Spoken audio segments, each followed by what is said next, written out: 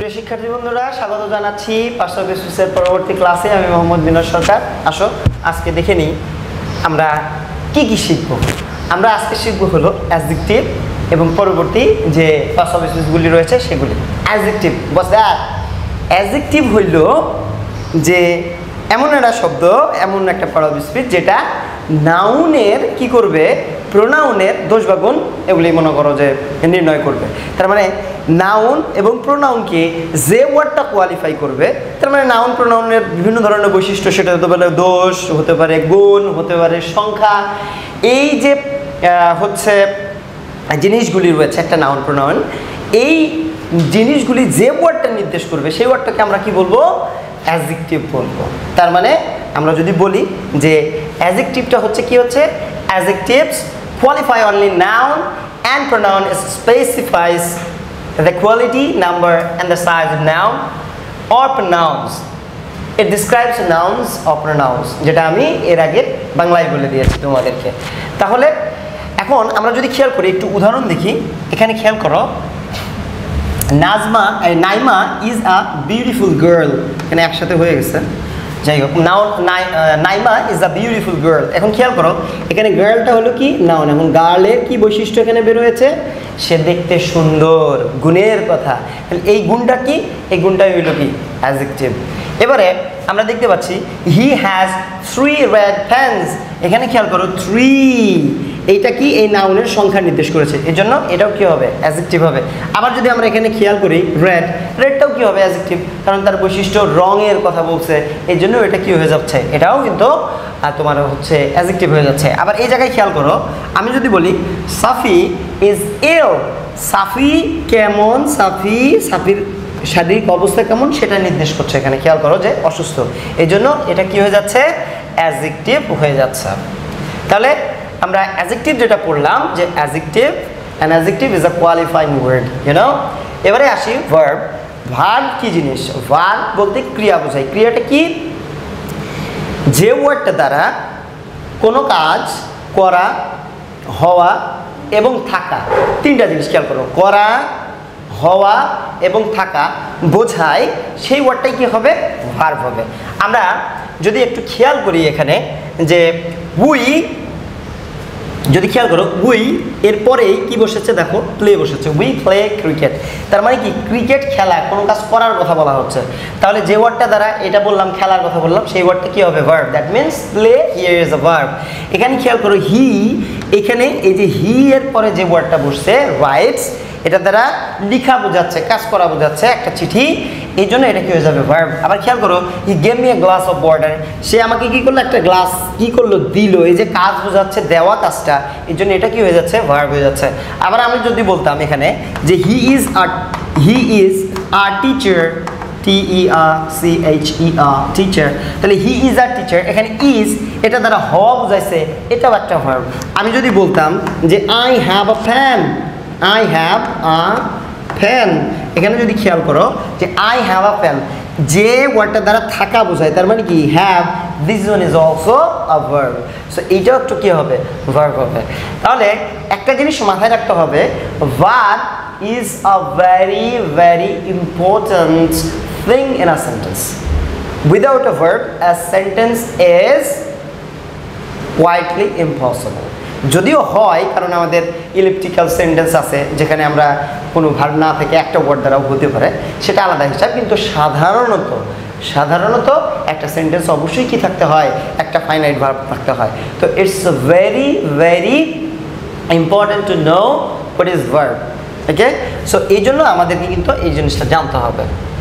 এরপরে আমরা যদি একটু খেয়াল করে দেখি পরবর্তীতে, তাহলে আমরা দেখতে পাচ্ছি যে আমরা দেখতে পাবো adverb. What is that, adverb হইল কি জিনিস, অ্যাডভার্বটা হচ্ছে নাউন এবং প্রোনাউন বাদে যে ওয়ার্ডটা, আমরা বলি যে ওয়ার্ডটা নাউন এবং প্রোনাউন বাদে অন্যান্য পার্টস অফ স্পিচ, যেমন সেগুলি কি কি, সেগুলি হচ্ছে, হতে পারে সেটা ভার্ব, হতে পারে সেটা অ্যাডভার্ব নিজেই, হতে পারে সেটা অ্যাডজেক্টিভ, হতে পারে সেটা প্রেপোজিশন। তো এই যে নাউন প্রোনাউন বাদে এইগুলিকে যে ওয়ার্ডটা মডিফাই করবে সেই ওয়ার্ডটাই কি হবে? অ্যাডভার্ব। এর আগে আমরা কিন্তু শিখেছিলাম অ্যাডজেক্টিভে যে ওয়ার্ডটা নাউন আর প্রোনাউনকে, নাউন এবং প্রোনাউন এই দুইটারে মডিফাই করতেছে সেটাকে আমরা কি বলতেছি? অ্যাডজেক্টিভ। আর এইটারে বলতেছি অ্যাডভার্ব। তাহলে নাউন আর প্রোনাউন হইলো যেটা, যে ওয়ার্ডটা নাউন প্রোনাউনকে মডিফাই করতেছে সেটা হলো অ্যাডজেক্টিভ, অ্যাডজেক্টিভ না কিন্তু অ্যাডজেক্টিভ। আর যেইটা কি করতেছে? ভার্ব, অ্যাডভার্ব, অ্যাডজেক্টিভ এবং প্রেপোজিশনকে মডিফাই করতেছে সেটাকে আমরা কি বলতেছি? অ্যাডভার্ব বলতেছি। অ্যাডভার্বের আমরা জানি যে অ্যাডভার্ব আমরা কীভাবে পাই সেটা তো আমরা পরবর্তীতে পড়বই, কিন্তু অ্যাডভার্বের শেষে যদি অ্যাডভার্ব ম্যানার হয় সাধারণত এলওয়াই যুক্ত থাকে, মানে অ্যাডজেক্টিভের পরে এলওয়াই যুক্ত থাকে। তো যাই হোক, এর পরবর্তীতে আমরা পরবর্তী যে স্লাইডটা আছে আমরা একটু দেখে নিই। প্রেপোজিশন, এটা আরও সহজ জিনিস। একটু খেয়াল করো যে প্রি এখানে লিখা আছে আর তারপরে লিখা আছে পজিশন, কিন্তু এটার উচ্চারণ কিন্তু প্রিপজিশন নয়। এর আগে যেটা বলেছি আগের ক্লাসে, এটার উচ্চারণ কিন্তু প্রেপোজিশন। সো এই প্রেপোজিশনটা কি জিনিস? এইটা হইল প্রি শব্দের অর্থ আমি যদি বলি তাহলে এটার শব্দের অর্থ হচ্ছে কিন্তু পূর্বে, আর পজিশন শব্দের অর্থ হচ্ছে কি? অবস্থান। তাহলে যে ওয়ার্ডটা নাউন এবং প্রোনাউনের পূর্বে অবস্থান করতেছে সেই ওয়ার্ডটারে কি বলতেছি? প্রিপজিশন। আরেকটু বলি, প্রি শব্দের অর্থ পূর্বে, পজিশন শব্দের অর্থ অবস্থান। তাহলে প্রিপজিশন শব্দের অর্থ পূর্বে অবস্থান। এখন যদি প্রশ্ন করি কার পূর্বে অবস্থান, নাউন বা প্রোনাউনের পূর্বে যে শব্দটার অবস্থান সেটাকে আমরা কি করতেছি? প্রিপজিশন করতেছি। এখন এখানে আরেকটা ব্যাপার আছে, নাউন এবং প্রোনাউনের পূর্বে বসে ওই নাউনের সাথে কি তৈরি করবে? সম্পর্ক তৈরি করবে। এবারে খেয়াল করো এই প্রেপোজিশন কোনগুলি হতে পারে। আমরা যদি খেয়াল করি যে in, on, under, with, at, over, of, this is not of, it will be of, below, throughout, তারপরে আমরা দেখতে পাচ্ছি যে by, about, until, এগুলো সবগুলোই আমরা কি হিসাবে ব্যবহার করতেছি? প্রেপোজিশন হিসেবে ব্যবহার করতেছি। তার মানে এই শব্দটার পরে যখনই কি থাকতেছে? একটা নাউন অথবা প্রোনাউন থাকতেছে, তখনই ওইটা কি হয়ে যাচ্ছে? প্রেপোজিশন হয়ে যাচ্ছে। এই জায়গাটা যদি খেয়াল করি, the book is on the table, এখানে খেয়াল করো on the table, this on would be a preposition. এখানে যদি খেয়াল করি যে রাহিম is hiding behind the tree, এখানে খেয়াল করো behind এইটা কি হয়ে যাবে? একটা প্রেপোজিশন হয়ে যাবে। সো এইভাবে পরবর্তী যদি আমরা খেয়াল করি পরবর্তীগুলোও এই from, for এগুলিও কি হয়ে যাচ্ছে? আমাদের এই তোমার হচ্ছে প্রেপোজিশন হয়ে যাচ্ছে। এবারে আমরা যদি একটু খেয়াল করি আমাদের কি আছে এবারে? কনজাংশন। কনজাংশন হইল সংযোজক অব্যয়। সংযোজক তার মানে শব্দ শুনেই বোঝা যাচ্ছে এটা কি করবে? সংযোজক করবে, তার মানে যুক্ত করবে। এখন প্রশ্ন হলো যে কনজাংশন শব্দের অর্থ যদি সংযোজক হয়, মানে যদি যুক্ত করে এটা, তাহলে কাকে যুক্ত করবে? খুব সিম্পল, সেটা কি? এইটা হলো একটা ওয়ার্ডের সাথে আর একটা ওয়ার্ডকে যুক্ত করবে, একটা ফ্রেজের সাথে আর একটা ফ্রেজকে যুক্ত করবে, এবং একটা ক্লজের সাথে আর একটা ক্লজকে যুক্ত করবে। তার মানে ব্যাপারটা হলো ওয়ার্ডের সাথে ওয়ার্ডকে যুক্ত করবে, ওয়ার্ডের সাথে ফ্রেজকে নয়। খেয়াল করতেছো একই জাতীয় জিনিসকে কিন্তু যুক্ত করে। ওয়ার্ডের সাথে ওয়ার্ড, ফ্রেজের সাথে ফ্রেজ, ক্লজের সাথে ক্লজকে যে শব্দটা যুক্ত করবে সেই শব্দটা কি হয়ে যাচ্ছে? কনজাংশন হয়ে যাচ্ছে। এখানে যদি আমরা একটু খেয়াল করি তাহলে সাইফ এবং সৌরভ, দেখো ওয়ার্ডের সাথে ওয়ার্ড দুইটাই কিন্তু কি নাউন, যুক্ত করেছে কি দ্বারা? অ্যান্ড দ্বারা। এই জন্য এই অ্যান্ডটা কি হয়ে যাবে? কনজাংশন হয়ে যাবে।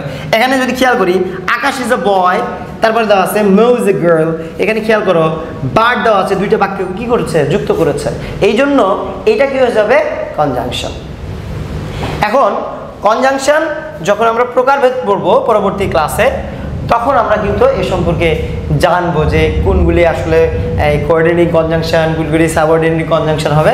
ইনশাআল্লাহ এ সম্পর্কে পরবর্তীতে তোমরা পরবর্তী ক্লাসে যখন উঠবা তখন এই বিষয়ে আলোচনা হবে ইনশাআল্লাহ। এবারে খেয়াল করো ইন্টারজেকশন। ইন্টারজেকশনটা এটা আসলে কি জিনিস? এটা আসলে কি জিনিস? এই যে আমার কি করলো, মানে আমি এই যে ব্যথা পাইলাম, আমার মানে হঠাৎ যে আমি আবেগে এরকম করলাম, এইটাই কি হইলো? এই যে হঠাৎ যে একটা অনুভূতি প্রকাশ হলো, এইটাই যে শব্দ দ্বারা যে এটা দ্বারা আমরা করি সেটাই কি হইলো? ইন্টারজেকশন। এখন আমি যদি বলি তাইলে কি হইলো, এটা ইনজেকশন। আর যদি বলে হাই আল্লাহ আমার পুরা কপাল, এটা কি, এটাই ইন্টারজেকশন। আবার যদি আমি বলি যে হুররে আমরা জিতে গেছি গা, এই যে হুররে শব্দটা করলাম, এটাই কি, ইন্টারজেকশন। তাহলে আমরা এই যে মনের হঠাৎ আবেগ অনুভূতি প্রকাশ করার জন্য যে শব্দটা ব্যবহার করছি, সেই শব্দটাই হলো কি, আমাদের ইন্টারজেকশন। এখানে আমরা যদি উদাহরণ দেখি, দেখতে পাচ্ছি আলাস, হুররা, এই জিনিসগুলি আমাদের কি, ইন্টারজেকশন। তো বন্ধুরা আজকে এ পর্যন্তই। সকলে ভালো থেকো, সুস্থ থেকো। ইনশাল্লাহ পরবর্তী ক্লাসে আসবো কিভাবে আমরা পার্টস অফ স্পিচগুলো চিনবো এটা নিয়ে। খোদা হাফেজ।